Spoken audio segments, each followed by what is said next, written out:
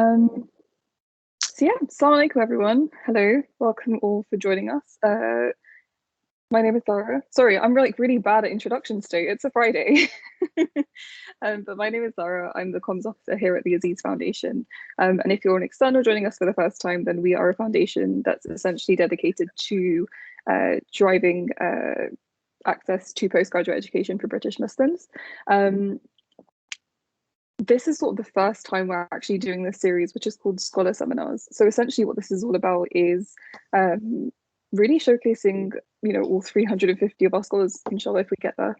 But it's really about a seminar series that is really dedicated to their research and their topics of interest, and really talking about the work that they do.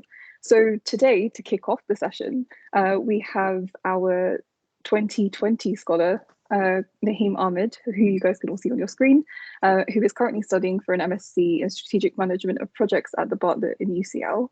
Nahim has been working with the disadvantaged members of his community for the past decade and has even received the British Citizen Award in the Arts from the House of Lords, which signifies his commitment and work with young people. He previously completed his undergrad and postgraduate studies around law, community and leadership, and currently works as a youth and community engagement manager. Today, he's joining us to talk about his work with youth engagement during the period of COVID, and how the lessons that he's learned can be used to really shape youth engagement and hopefully tackle the rising levels of knife crime. So without any further ado, I'm going to stop babbling and pass over to Nahim. Hi everyone. Can everyone hear me first and foremost? Okay, wicked. Okay, so yeah. Zara, thank you for the introduction. My name is Nahim Ahmed, youth engagement. I'll be presenting youth engagement today. This is quite surreal for me because I think I've never done this before, where I'm presenting quite like virtually. Normally how I do it is, present face to face, and I can really connect with people. So hopefully I have the same impact here as well. So just very quickly today, I'm going to be talking about youth engagement, and I'm going to be talking about knife crime as well. What I want to get out of this presentation is hopefully, everyone's joining today from across the UK, I'm presuming. So hopefully you guys can take something out of this. So there's a, oops. Is that right? Can everyone hear me? Someone? You're good. I think someone just unmuted themselves by accident. Okay, cool. If there is a little pauses here and there, I'm really sorry. I'm just recovering from a sore throat as well, so just bear with me, please. Yeah. So I'm going to go to the next slide. I think did it change for you guys? Yeah. Okay. Wicked. So this building you can see here. This is our flagship youth service. This is it's called Spotlight. So Spotlight is a creative youth service, a state-of-the-art creative multi-million-pound youth service, which is located in Tower Hamlets in London. What we engage with over 4,000 young people every year, and we offer them a range of activities. So the service currently, I'm going to go into it a bit more in a few slides later, but this is kind of it. It looks very nice, as you can see, but saying that we've got other buildings that are not, at the same level. This is a purpose-built youth center, and when I go over the slides, I'll kind of pause and I'll kind of show. I've got some pictures as well there that kind of show you. The pictures don't do any justice, by the way, because I think you have to come and visit us to kind of really see what's going on inside. But I've got a few snapshots that I would want to share with you guys. So a quick introduction from myself.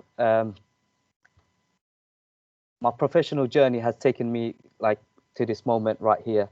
I've been like Zara said, I've been working in the youth and community sector for the past decade.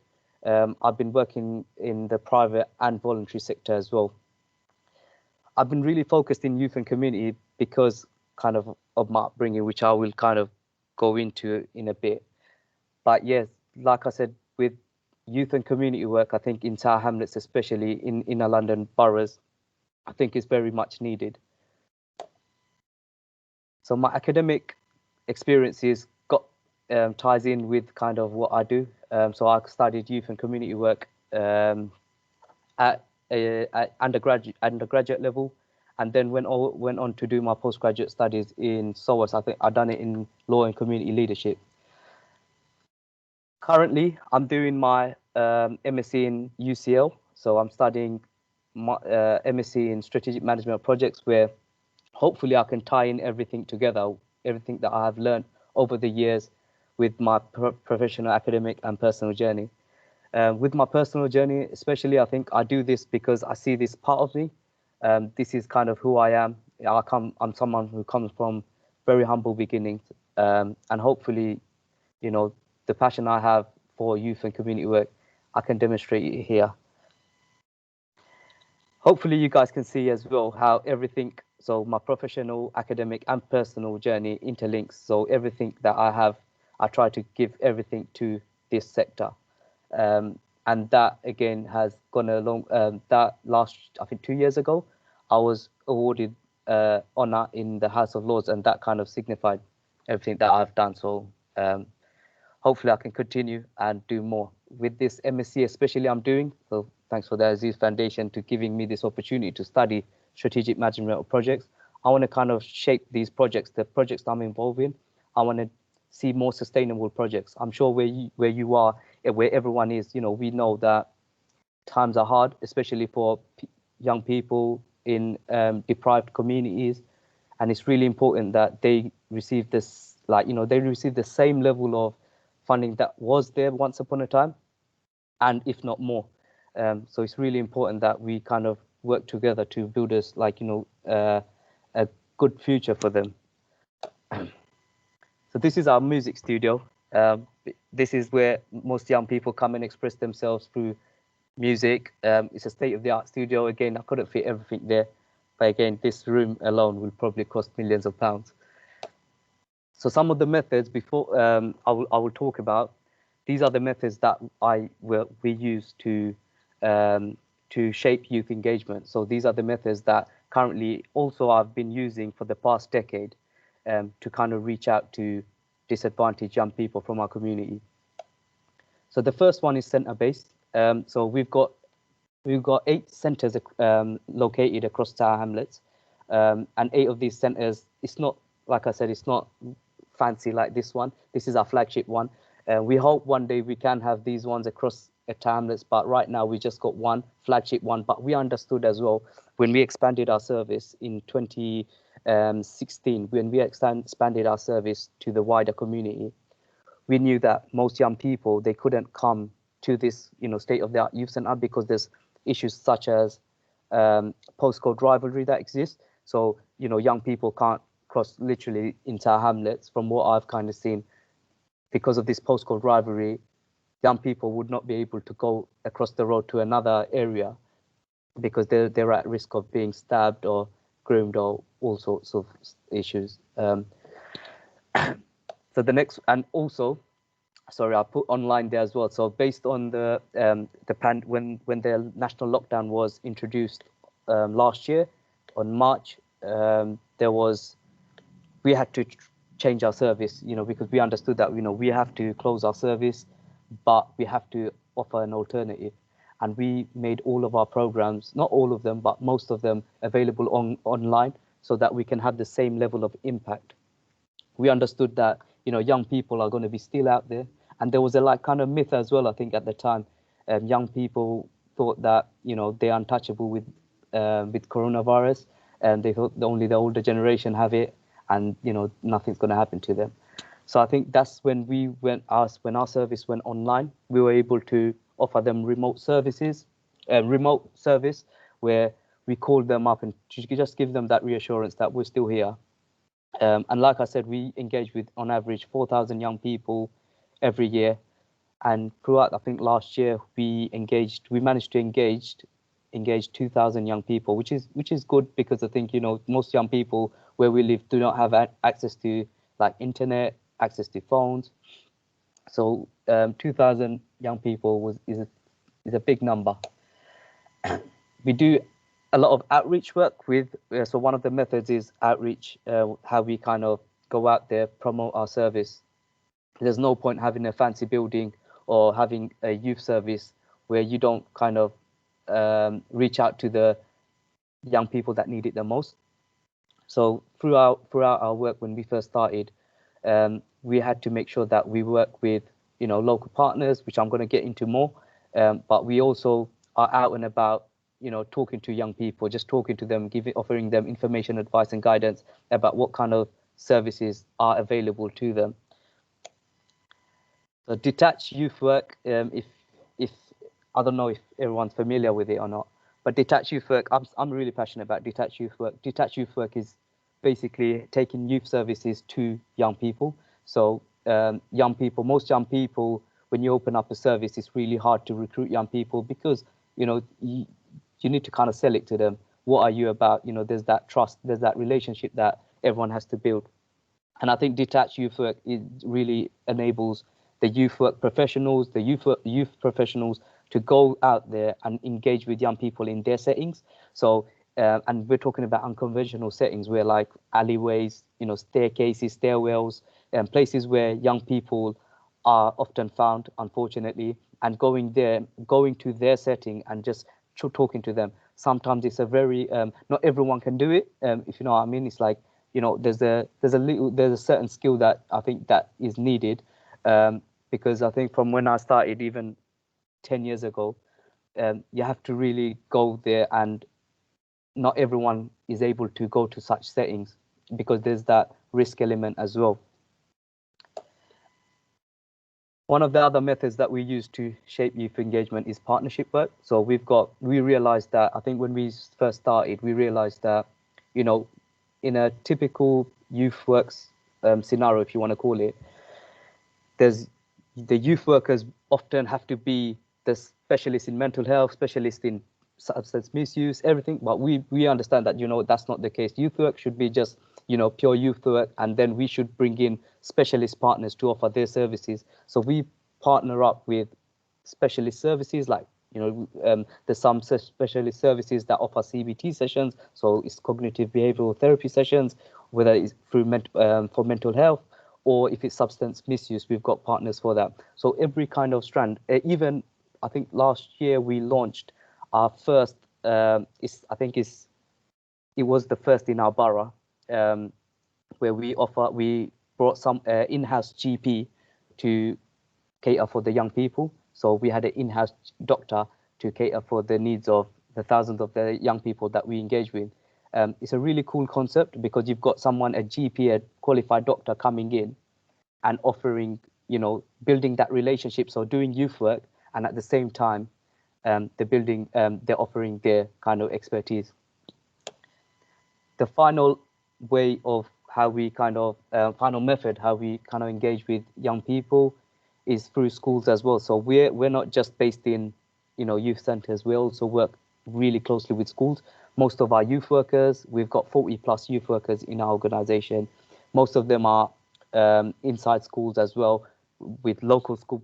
Partnering up with local schools is a massive thing because most issues, if you think about, all these issues that happen, like youth violence, whether it's substance misuse, it all stems from schools, whether it's from peer pressure, it starts from somewhere. And what we found, or what I found in the past 10 years, and also, growing up as well in Tower Hamlets myself, I found that most of these issues, because they come out, they're founded in school settings, and then they just escalate if there's no intervention, and then it can go on to become really big and ugly as well.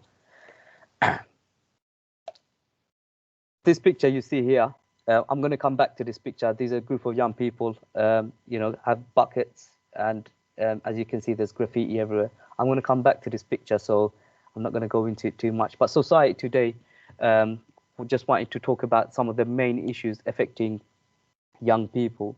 Across the UK, I'm sure there's other, wherever you guys are, I think there's a lot of issues, and these issues are often the typical issues you can talk about is, unemployment. First and foremost, it's a big thing in young people. There's drugs, there's youth violence, there's mental health. Overcrowded housing is a big thing, especially in Tower Hamlets. And then there's materialism, which often, there's just very quickly, I think, a few years ago, I think in 2013, There's this young person, from the same background as me, from a Bangladeshi background. He actually hammered his own mother just for £10. So you can see the extent of, why materialism is a massive issue. And these, it was probably because they needed £10 to buy something or whatever it was. But the outcome was horrific, to hammer your own mother is like, these things, you can't, it just makes you speechless, I think. Then there's another one, I think, poverty. Poverty is a big one in Tower Hamlets. And the last one, is knife crime. So knife crime, I'm going to be talking about it in a bit more detail, and talk about kind of my experiences dealing with knife crime. So this is our gym inside our flagship centre. This in the top floor. We young people said that they wanted a boxing ring, so we gave them a boxing ring, and we've got England Boxing coming in to deliver sessions and train these young people. So some of the stats that I wanted to share with you was from 2019. So it was recorded that across the UK, you can see that knife crime was at an all-time high. But if you just compare it with, I think, London and the rest of the UK, London has a lot more. It's like nearly twice as much more knife crime incidents and knife crime taking place throughout the UK compared to the UK. And then if we go into London in a bit more detail, this is a map of London with the 32 boroughs that makes up London. And you'll see that the more central that you go into, so the inner London boroughs, you'll see that knife crime is a lot higher. And that's often linked to poverty. So in Tower Hamlets, this is a map of Tower Hamlets and a poverty map. And this is like, it's got, I think, 20 wards that make up Tower Hamlets, and you can see the level of poverty that exists. And there's been research has been done, and I think there's a very strong link to poverty and knife crime. So when it comes to knife crime, I think young people, when I speak to young people often carry knives because they want to protect themselves. So that's kind of the number one reason. And then, you've got other cases where young people are, if they're involved in drugs, if they're involved in substance misuse or selling drugs, I think they just keep it there as a kind of like a weapon, a backup option. If anything goes wrong, they can always they can use it. It's quite easy to use as well and to carry. So I'm just looking at the time. We're good for time.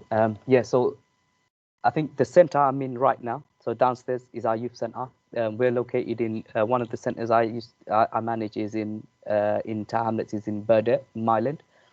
So this picture you can see, I've got this picture from, I think, one of the newspapers. Just copied and pasted it there. So the people you see you can see, in the picture, kind of self-explanatory. You see ambulance, you see bed. A person is in that bed who's injured, and also you see a building there. I'm not too sure if you can see it clearly, but yeah, there's a building there, and that's where I'm located. So I think a couple of years ago, I just wanted to share my kind of experience of, what I went through in such a time when something happened, something really tragic happened. So a couple of years ago, I was here. I was in, we just opened up our center. It was a Sunday afternoon, I remember, Sunday afternoon, and suddenly it's 3 o'clock. We opened our doors, and suddenly, all of a sudden, the young people that were inside our center, that we came in to use our center, they got live footage on Snapchat that something happened outside our center, so across the road. And straight away, I knew that, that there was so many things happening in my head, because I knew that something really bad happened. So immediately, at that time, I remember I was just thinking of all the young people that I know from the area. And I was thinking, I don't want it to be no young people, let alone these young people. So it was a very hard time for me. And I had to make sure that whatever I do, I have to make sure that these young people are safe. The young people who are in our center, and also if they're the young people that are outside, they are safe too. So I quickly closed our center at that time. I went outside because I knew I'm one of the young people know me in the area. So I thought, you know what, I need to be out there. I need to be engaging with them. And I know that these young people need me out there more than anyone. And I can kind of calm things down as well if there's any tensions or anything like that. I went outside, and what I'm about to share is I'm going to just kind of share it with you just in a way where I remember it. So I went outside, and there was two young people. There was a lot of blood, and straight away I approached one of the young people. There was so many people that were gathered around this kind of in this environment, and I remember one young person was on the floor, and one of them was trying to he was standing, but he was panicking at the same time. So the one that was standing, he got stabbed across his hands, and kind of sat him down. There was people around me as well. We sat there, hit that young person down, and there was another young person who was on the floor. When I was there when I was trying to reassure that young person or young adult, I was trying to reassure him. As I was there talking to him, and I was just there and looking around and seeing what's the environment, because at that time it was just very surreal, because it's what's going on.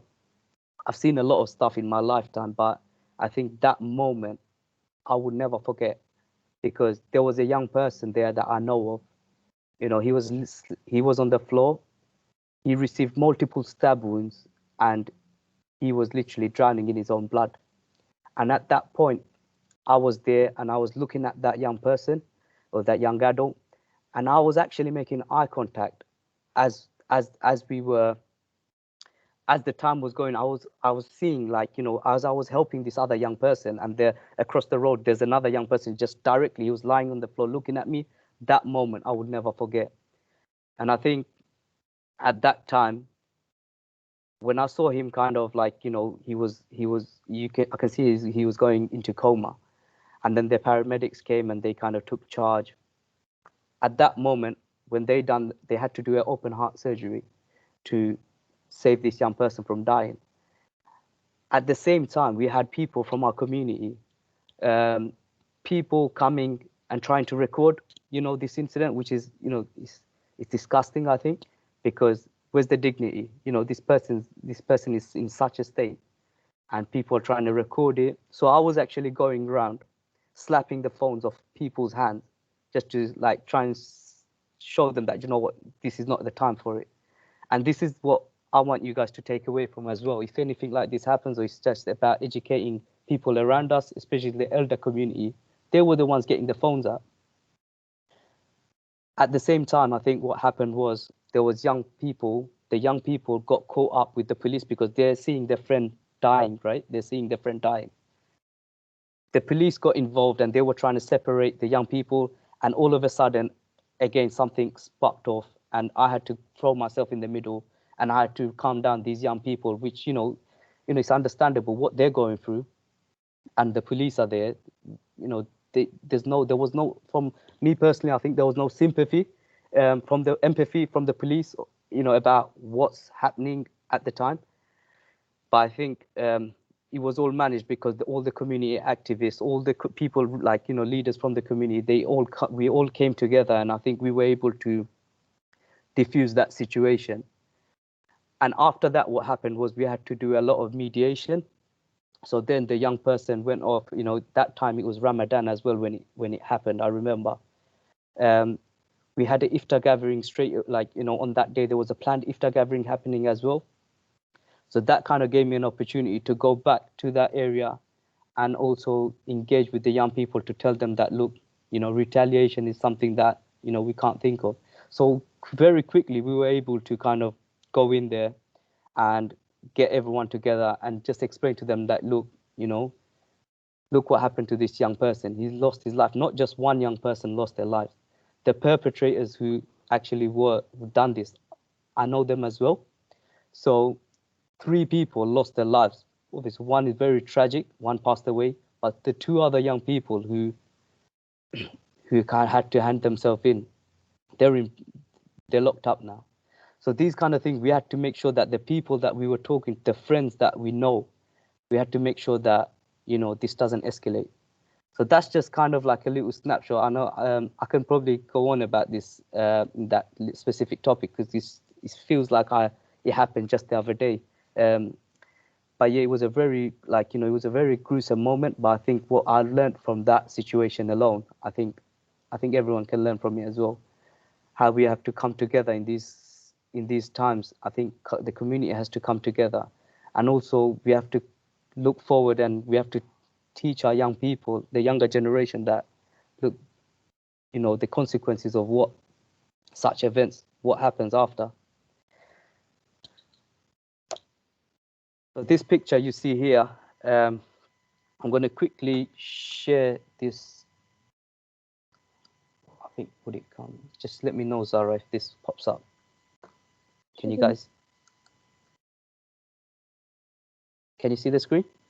I can see a picture, like that picture that you were talking about before. Okay, the video is not coming up. Okay, but this basically the picture there. There's 4 young people you can see in this on the slide. These 4 young people, straight after the incident, I had a chat with all the young people from the community. These young people, one of the things that they were saying is, you know, in the area, people see them now because of this incident. Yeah, people from the community now see them as, you know, as trouble. So when I spoke to them, I said, look, what can we do to kind of to flip that around? What can we do? What are the kind of positive activities we can create, or we can do together, in order for people to know that, you know what, we can change that mindset of people if they're thinking that young people are getting up to no good. So I think what we've done is we came together and we created this how should I say, it's like a little program that we created, where young people, they came up with the ideas, and they said that they're going to wash out hateful graffiti from the walls, because there's a lot of graffiti in Tower Hamlets that has hateful stuff. If you can, I'm not able to share it now, but I think if you just search in your own time, we really appreciate it. It's called Wash Out Hate in the BBC. BBC done a video about it as well. I can share that as well later on with Zara, if that's okay. So this is an example of young people coming together to show that, you know what, not all young people are getting up to knife crime and stuff. There are young people who are doing good in the community as well. 1 second. Sorry, 1 second, I'm just changing the slide. Yeah. So that's about it. My colleagues that you can see on the slide, we've got a team of 40+ youth workers, like-minded, like myself, that are trying to do the same thing, you know, in terms of youth work. We're trying to create a better future for young people in our community. Sometimes I post stuff on LinkedIn, on Twitter. So please, if you are on the socials, you can see my socials up on the screen. And I think, am I good for time, Zara? Is that okay? I think I'm done. You're good. So any questions? Yeah, definitely. I mean, first and foremost, thank you so much for sharing. I think that the story you gave, I know I'm not the only one who found that quite hard hitting, and I think even Sarah commented going like, it's crazy how you guys are really like the frontline response to these instances. And I think there's a lot that goes into youth work that we may not be sort of like completely aware of, or, you know, completely understand. But no, thank you so much for sharing. I think that one of the major issues as well is kind of targeting this like sort of criminalization of young people as well. And I think that that's something that really comes out. And the Wash Out Hate Project, guys, I've linked it in the chat as well. So definitely do check it out, because it looks absolutely incredible. We will move on to questions. I think we've got one from Sam. Guys, you're also welcome to kind of put your hands up and ask questions as well, and we can kind of come over to you. I think Sam's question is, thank you obviously for the work that you do, much needed. What type of support do the youth workers receive as they deal with horrific incidences and dealing with day-to-day difficult situations? It's a very good question. Sure. So yeah, thank you for that question. Yeah, so straight after that, I think my example will probably best be can probably answer this type of question. Straight after this incident, I received calls from our director. You know, he talked about post-traumatic stress. You know, to see such events like that in front of you, I'm quite fortunate, because not fortunate, but I'll say I'm quite lucky in that sense, where I've seen a lot of gruesome stuff in my time, in my upbringing. So I was kind of built for that moment, I'll say. But I know that my colleagues, or, you know, there's other people out there that won't probably see these kind of things and take it lightly. So I got offered various things, like from my organization, to help me kind of cope with. They even told me if I want time off.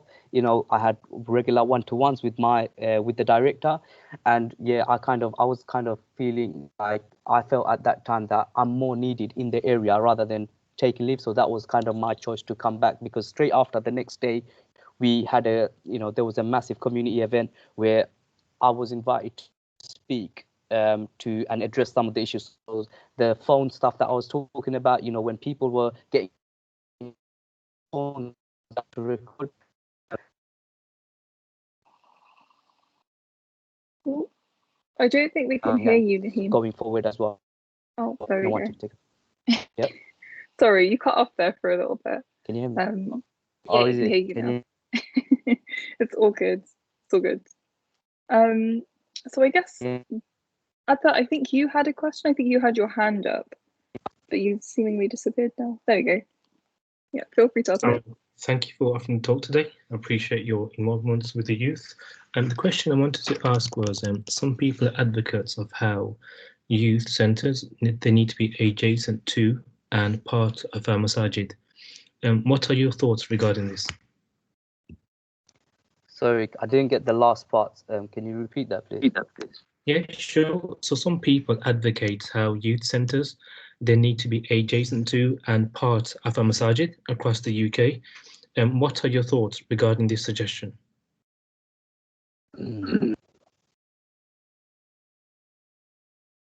The place that we're in right now, just across the road, in the we do a lot of events that we work in partnerships with. I think the young people there, some young people, we understand that tend to come to the youth center because there's a stigma behind it. You know, some parents think that it's a youth club, you know, it's a bad place, bad boys. There's a really bad stigma behind it. And we're trying to change that mindset of the community, of, you know, especially our elder generation.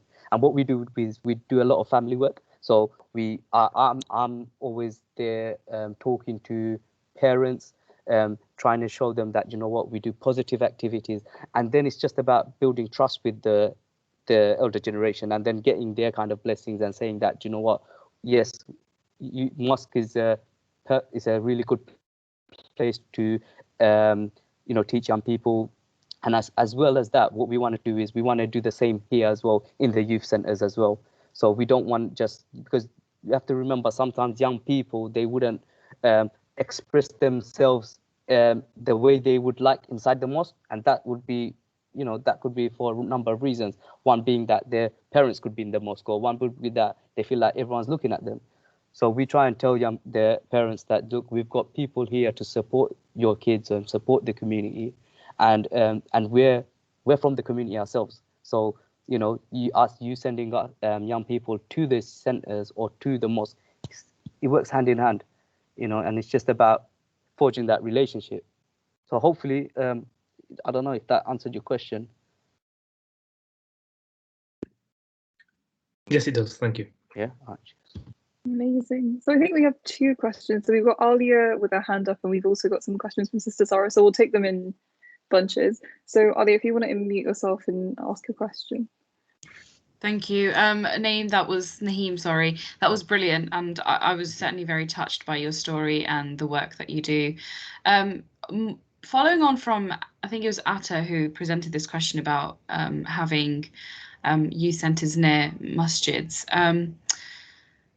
Would that not create a nuance of making those individuals, young people who aren't necessarily that close to their faith and aren't necessarily that you know, like that extremely practicing, do you think it would make them feel excluded if that was the case?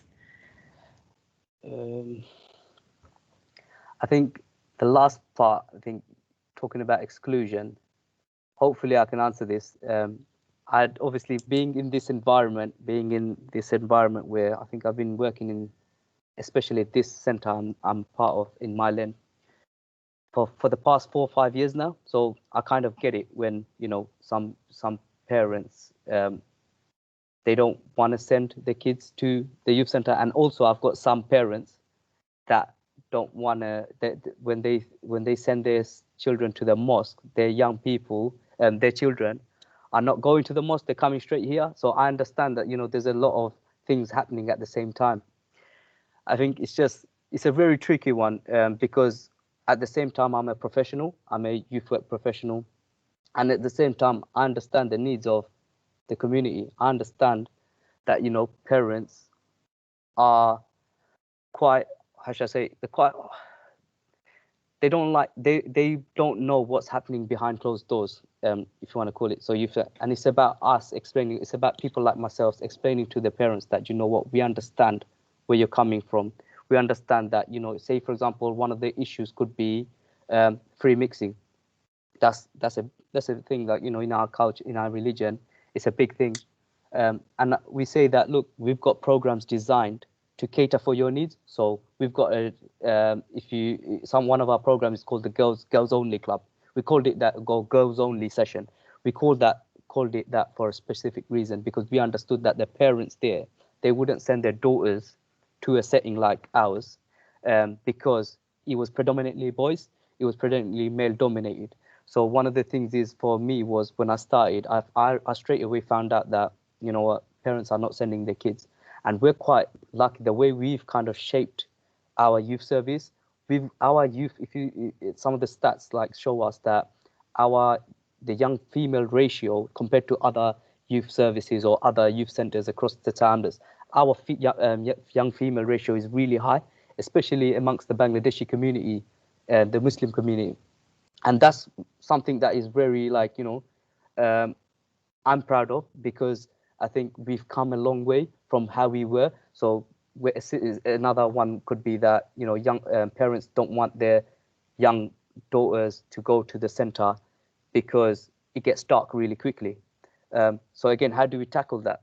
So it's about building those relationships with those people. I think people put a lot of trust in me, but I know that in other centers it's not the case. You know, they won't be able to put a trust in the same level, because it's a two-way thing, if you get what I mean. It's like you have to reach out to them as much as they have to come to you. Hopefully I answered your question, but yeah. You did. Thank you. Thank you very much. That's a really good question, because it leads on really well to Sarah's question, which is, do you find incorporating faith-based elements into your youth work is helpful? And on detached youth work, do you think that necessitates formal training? So that's 2 questions.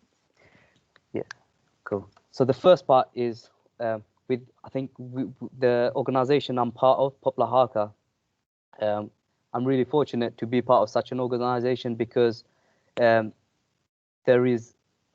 a lot of stuff that, you know, I think our organization are the best to kind of find, because we're a grassroots-led organization in terms of the way we work. So one of our directorates is called, there's 5 directorates we have.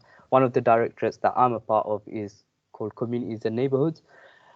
So with that directorate alone, all of our services, so one of the services is employment and training, another is youth service, another one is community development and well-being. All 3 services are front-facing, so we're really in touch with the community. So that enables us to kind of work on a grassroots level where we can interact with people. And most of the people that we interact with, especially in Tower Hamlets, you know, I think 40% of residents in Tower Hamlets are from the Bangladeshi background. So they're from, you know, predominantly Muslim background.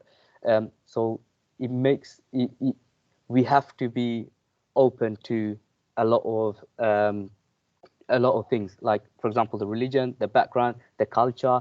There's so many things. All of the projects that we kind of shape and we kind of deliver, we take elements not just from the Muslim background, obviously, we take all these kind of things into consideration, because one of the main things of how we kind of operate is we consult with our residents, so with our young people, with our residents.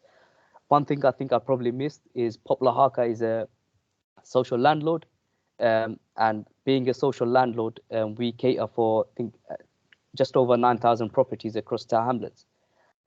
So having that as a kind of base, we have to make sure that, you know, we are serving the people from our community. That's the first question. The second question was about detached. I think with the detached stuff, yes, definitely we take training. It's very seriously. We do regular trainings every year. Yeah, I think on a yearly basis, we provide training to all of our youth workers. And also, we also learn from experiences as well. So the experience that I kind of shared with you, we've got countless of experiences that we learn, we try and learn from each other. And also, we have training days where we can, you know, talk about such experiences. This one especially is a prime kind of example of how detached work after these kind of incidents is very useful, and also it kind of helps us as well understand that, you know, detached youth work is really important, especially in these communities where there's so many disadvantaged people, so many disengaged people. So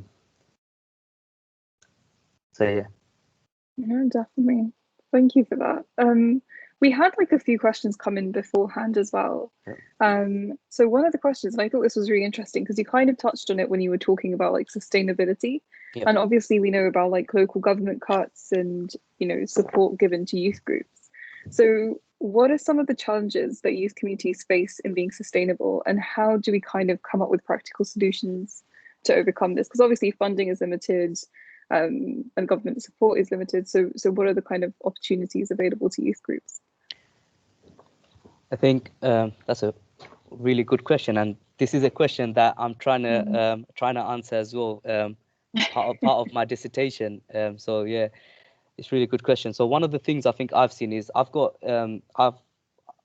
worked in the corporate sector. So I worked in Canary Wharf, working in the, like, you know, even though I was working in the corporate sector, I was still working with young people and the community. Yeah. So I think CSI is a big thing. So corporate social responsibility. So when we talk about trying to build a sustainable future for these young people, you know, even the projects that we deliver for there to be sustainability, we need to make sure everyone's on board.